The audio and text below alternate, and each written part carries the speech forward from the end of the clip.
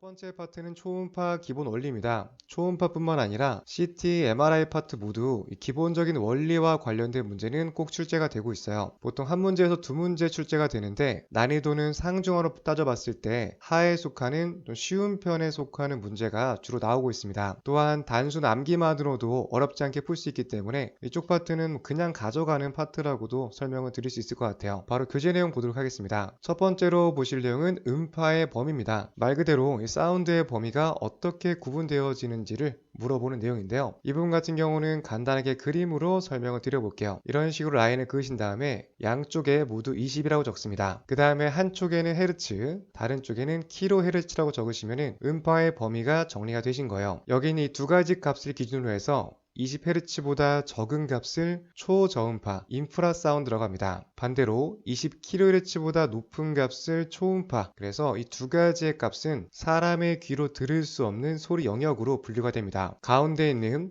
20부터 20kHz까지 이 부분 같은 경우는 사람의 귀로 들을 수 있는 가청음 영역이라고 합니다. 그래서 어느 값의 기준으로 분류가 되는지 우선적으로 봐두시고요. 이 중에서도 더욱 중요한 것은 초음파로 분류되는 20kHz가 기준값이라는 거, 이 부분을 잘 봐두시면 되겠습니다. 그 다음에 또 하나의 포인트는 20kHz를 헤르츠로 바꿨을 때 2만으로 바뀔 수가 있게 되죠. 이런 식으로 간단하게 단위 변환과 관련된 내용도 다뤄지기 때문에 이 내용도 같이 보셔야 합니다. 또 하나의 포인트는 진단 초음파 주파수에 사용되는 범위가 있습니다. kHz 같은 경우는 기준값이고요. 일반적으로 초음파에서 사용되는 주파수는 훨씬 더 높은 값을 사용하게 되죠. 그래서 메가헤르츠 1에서 20 정도, 또 많게는 30 정도까지 넓은 범위에 상당히 고주파수의 이런 주파수 영역들을 사용한다. 이렇게 설명을 드릴 수가 있어요. 이 내용 바탕으로 해서 관련된 문제 바로 풀어보겠습니다. 첫 번째 보시는 초음파 주파수 영역은 바로 물어보고 있습니다.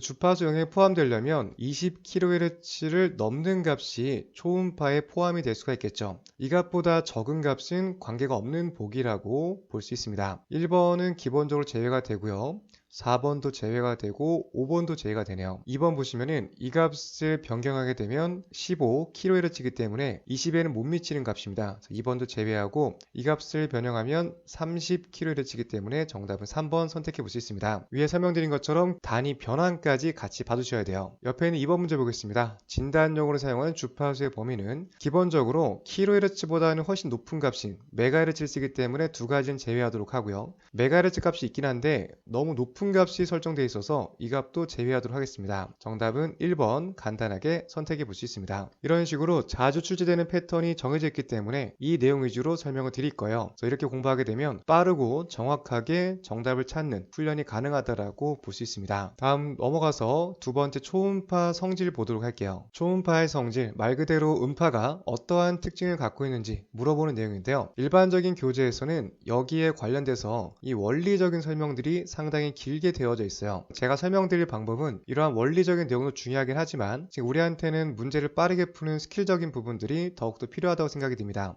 그래서 문제풀이에 필요한 용어 짝짓기를 중점적으로 설명을 드릴 거예요. 어떤 내용이냐면 예를 들어서 햄버거라는 키워드를 가정을 해보겠습니다. 햄버거라고 하면 대표적인 브랜드가 몇 가지 있죠. 롯데리아도 있고 맥도날드도 있고 버거킹도 있고 이 햄버거라는 키워드와 연관되는 이런 단어들이 금방금방 떠오를 겁니다. 그런데 이러한 복에서 갑자기 도미노라는 브랜드가 들어왔다. 이 브랜드 자체는 햄버거와 전혀 관계가 없죠. 그래서 우리가 따로 공부하지 않더라도 이 개념과 연관되는 용어들만 기억하고 있으면 관계없는 것만 이렇게 간단하게 걸러낼 수가 있습니다. 여기서도 마찬가지로 초음파의 성질, 이러한 개념들과 짝지어지는 용어들만 잘 기억하고 있으면 이것과 관계없는 것만 금방 찾아내시면 되겠습니다. 이런 식으로 문제를 풀게 되면 보다 빠르고 정확하게 정답을 찾을 수가 있게 돼요. 그래서 이 파트에서는 연관되는 용어와 관련된 부분들 하나씩 보겠습니다. 사운드의 특징에서는 우선 첫 번째, 매질이라는 단어가 중요해요. 음파가 전달되기 위해서는 에너지의 전달을 위해서 그 자체로는 전달될 수가 없고 특정한 물질이 존재해야 됩니다. 이 물질을 매질이라고 하는데요. 이 물질을 통해서만 소리가 전달될 수가 있어요. 일반적으로 우리가 소리가 전달되는 상황들은 공기 분자라는 매질을 사용해서 전달이 되고 있습니다.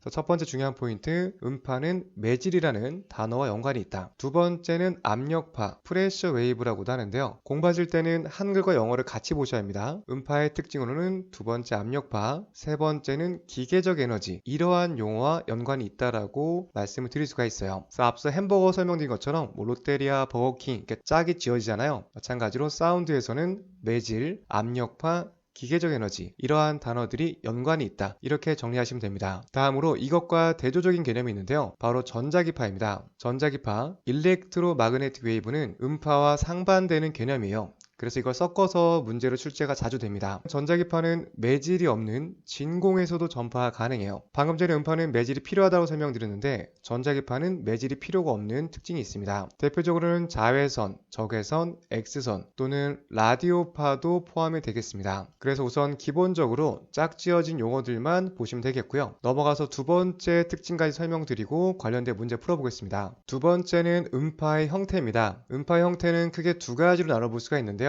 첫 번째는 종파, 롱디튜디널 웨이브, 두 번째는 횡파, 트랜스버스 웨이브입니다. 마찬가지로 이 종파와 연결되어지는 용어만 잘 짝지어서 정리하시면 되겠습니다. 하나씩 보도록 할게요. 종파는 에너지의 전달이 파동의 진행 방향과 같은 방향, 첫 번째 포인트입니다. 두 번째, 매질의 입자를 진동시켜 압축과 희박이라는 용어와 연관이 짝지어지고요. 다음 세 번째는 생체 조직 내를 전파하면서 초음파 진단에 이용된다. 세 번째 특징입니다. 상대적으로 봤을 때 우리가 지금 공부하는 게 초음파이기 때문에 다음에 설명드린 횡파보다는 이 종파와 관련된 초음파와 관련된 이 부분이 더욱더 중요하다라고 말씀을 드릴 수가 있어요. 다음으로 가장 자주 출제가 되는 지문인데요.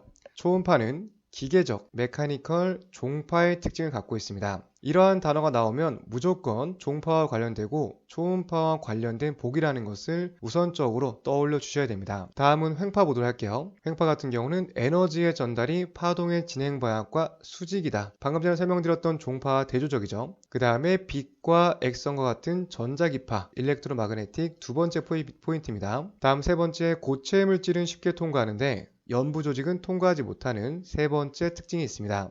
그래서 각각의 짝지어지는 개념만 잘 보시면 될 것 같아요. 이 내용 바탕으로 해서 문제 바로 보겠습니다. 문제 보시면 인체 조직에 전파되는 초음파 에너지 형태를 물어보고 있어요. 여기서는 초음파와 관련된 용어만 잘 찾으시면 됩니다. 1번 라디오파와 관계없고요. 일렉트로마그네틱, 트랜스버스 이런 것들 관계없고 4번 보시면 기계적인 메카니컬 롱디튜디라는 표현은 초음파와 가장 짝지어지는 대표적인 용어라고 볼 수 있습니다. 이것과 연관된 추가적인 영상 하나만 보고 넘어가도록 하겠습니다. 지금 영상 보시면은 위쪽에 있는 부분이 트랜스버스 웨이브, 횡파의 모습이고요. 아래쪽에 있는 부분이 종파, 롱디튜디널 웨이브 형태입니다. 트랜스버스 보게 되면은 음파가 전달되는 모습이 이런 식으로 수직으로 움직이는 것을 볼 수가 있어요. 반면에 종파 같은 경우는 같은 방향, same direction으로 움직이는 것을 볼 수가 있고 이러한 과정에서 모여드는 압축되는 구간과 팽창되는 구간으로 나눠질 수 있다라고 그림을 통해서 정리할 수 있습니다. 그래서 교재 옆쪽에 이 그림까지 같이 그려놓으시면은 나중에 내용 정리하시는데 도움이 됩니다. 다시 교재 돌아와서 다음 내용 보도록 할게요.